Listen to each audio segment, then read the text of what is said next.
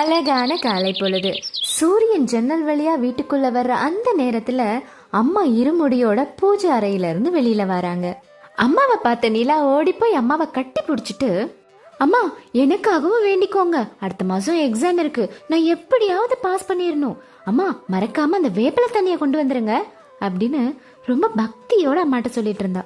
இதை பார்த்துட்டு இருந்த அக்ஷரா, நிலா நீ ஓவரா பண்ணாத, அம்மா இந்த வெயில்ல 40 கிலோமீட்டர் நடந்து போய் அந்த அம்மனை பார்க்கணுமா, நீங்களும் தான் வருஷம் போய் பாக்குறீங்க, ஒரு நாளாவது அந்த அம்மன் உங்களை பார்க்க வந்திருக்கா, ஏமா உங்க உடம்ப கெடுத்துக்கிறீங்க, உங்களுக்கு ஏதாவது ஒண்ணுனா நான் தான் ஓடி வரணும், அந்த அம்மன் கிடையாது அப்படின்னு அக்கறை கலந்த கோவத்துல அம்மா கிட்ட சொன்னான். அக்ஷரா, உனக்கு இதுல நம்பிக்கை இல்லைங்கிறதுக்காக நம்பிக்கையோட போற என்ன எதுக்கு தடுக்கிற, இதெல்லாம் சொன்னா உனக்கு புரியாது, நான் வரத்துக்கு 4 நாள் ஆகும், வீட்டை பத்திரமா பாத்துக்கோ அப்படின்னு சொல்லி அம்மா அவங்க பயணத்தை தொடர்ந்தாங்க. அம்மா போய் இன்னையோட 4வது நாள்.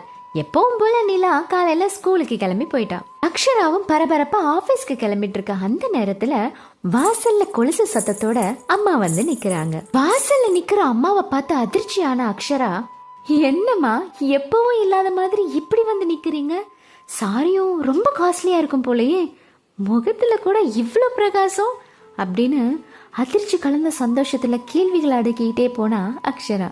அக்ஷரா, இந்த உலகத்துல நம்மள அளவுக்கு அதிகமா நம்புறவங்களுக்காக நம்ம எவ்வளோ தூரத்துல இருந்தாலும் இறங்கி வர்றதுல தப்பே இல்லை.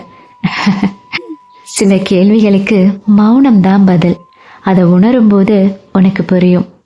இந்த பிரசாதத்தை நான் பூஜை அறையில கொண்டு போய் வைக்கிறேன் அப்படின்னு சொல்லி அக்ஷராவை தாண்டி உள்ள போனாங்க அம்மா. அம்மா சொல்லிட்டு போன எதுவுமே புரியாம நின்றுட்டு இருந்த அக்ஷரா போனுக்கு கால் வந்தது.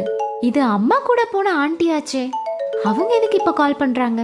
சொல்லுங்க ஆண்டி, வீட்டுக்கு வந்தோடனே என் ஞாபகம் வந்துருச்சா, சரி யாத்திரையெல்லாம் எப்படி இருந்துச்சு அப்படின்னு அக்ஷரா கேட்ட உடனே, என்ன அக்ஷரா விளையாடுறியா, வீட்டுக்கு போய் நானும் ஃப்ரெஷ் ஆயிட்டு அம்மாவுக்கு ட்ரெஸ் எடுத்துட்டு வரேன்னு சொல்லிட்டு போனேன், இன்னும் ஆளையே காணோம், அம்மாவை வீட்டுக்கு கூட்டு போலான்னு டாக்டர் சொல்லிட்டாங்க, நீ சீக்கிரம் கிளம்பி வா அப்படின்னு ஆண்டி சொன்ன உடனே, யாரு விளையாடுறா, அம்மா இங்க காலையிலே வந்துட்டாங்க, என்ன ஆண்டி சொல்றீங்க, எனக்கு ஒண்ணுமே புரியல, அம்மாவுக்கு ஹாஸ்பிட்டல் அட்மிட் ஆகிற அளவுக்கு அப்படி என்ன ஆச்சு, அம்மா அம்மா அங்க இருக்காங்கன்னா அப்ப அம்மா உருவத்துல இங்க இருக்குது அப்படின்னு அக்ஷராக்குள்ள பல கேள்விகள். இந்த எல்லா கேள்விக்கான பதிலும் பார்ட் 2 வீடியோல இருக்கு, அதை நீங்களும் பார்க்கணுமா? அப்ப மறக்காம சாஜி சொல்லும் கதைகளை சப்ஸ்கிரைப் பண்ணிக்கோங்க. பார்ட் 2 வீடியோட நான் உங்களை வந்து பார்க்குறேன்.